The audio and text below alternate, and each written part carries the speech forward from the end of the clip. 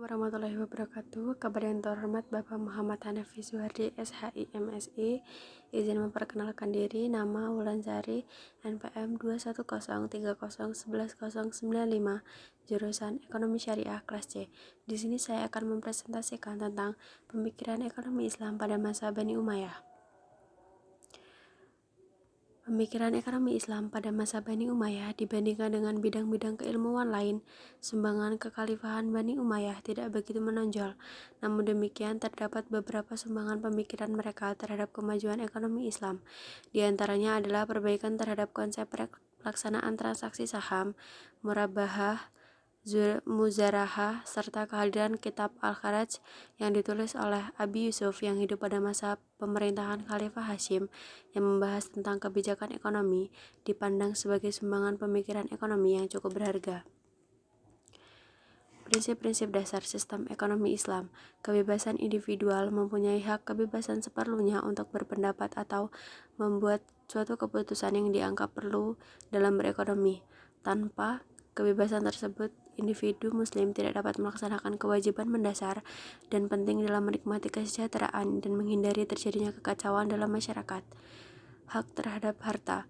Daulah Umayyah mengakui hak-hak individu memiliki harta, tetapi memberi batasan tertentu supaya kebebasan itu tidak merugikan kepentingan masyarakat umum. Ketidaksamaan ekonomi dalam batas wajar. Meskipun Islam mengakui adanya keadaan di mana ekonomi antara orang per orang tidak sama, namun Islam mengatur perbedaan tersebut dalam batas-batas wajar dan adil. Ketidaksamaan ekonomi dalam batas wajar. Meskipun Islam mengakui adanya keadaan di mana ekonomi antara orang per orang tidak sama, namun Islam mengatur perbedaan tersebut dalam batas wajar dan adil. Kesamaan sosial.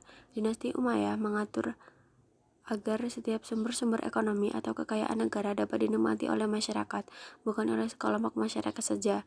Di samping itu, dinasti ini juga menetapkan bahwa setiap individu dalam suatu negara mempunyai kesempatan yang sama untuk berusaha dan mendapatkan pekerjaan atau menjalankan aktivitas ekonomi. Jaminan sosial. Setiap individu mempunyai hak untuk hidup dalam sebuah negara Islam dan setiap warga negara dipimpin untuk memperoleh kebutuhan pokoknya masing-masing. Tugas dan tanggung jawab utama bagi sebuah negara adalah menjamin setiap warga negaranya dalam memenuhi kebutuhannya sesuai dengan prinsip hak untuk hidup.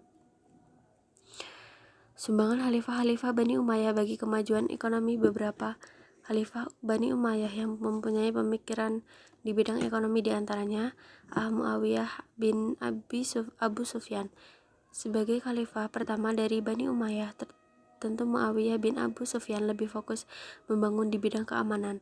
Namun ada beberapa pemikirannya di bidang ekonomi seperti mampu membangun sebuah masyarakat muslim yang tertata rapi sebagai syarat kondusifnya dalam berekonomi. Kedua, oleh pajak sejarawan, beliau disebut sebagai orang Islam pertama yang membangun karakter tata negara dan layanan pos atau al-barid. Yang ketiga, membangun pasukan Damaskus menjadi kekuatan militer Islam yang terorganisir dan disiplin tinggi.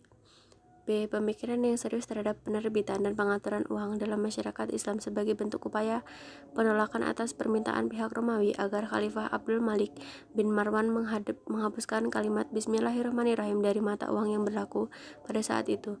Pada tahun 74 Hijriah atau 659 Masehi, beliau mencetak mata uang Islam tersendiri yang mencantumkan kalimat Bismillahirrahmanirrahim dan mendistribusikan ke seluruh wilayah Islam serta melarang pemakaian mata uang lain. Sumbangan ulama dan fuqaha dalam pemikiran ekonomi masa Bani Umayyah. Al-Aswa'i Abdul Rahman Al-Aswa'i berasal dari Beirut yang hidup di zaman dengan Abu Hanifah. Beliau juga pendiri sekolah hukum.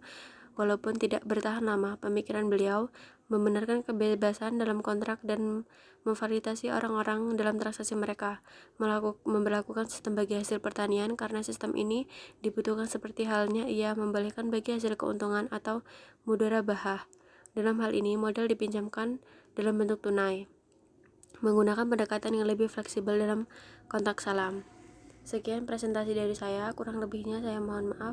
Wassalamualaikum warahmatullahi wabarakatuh.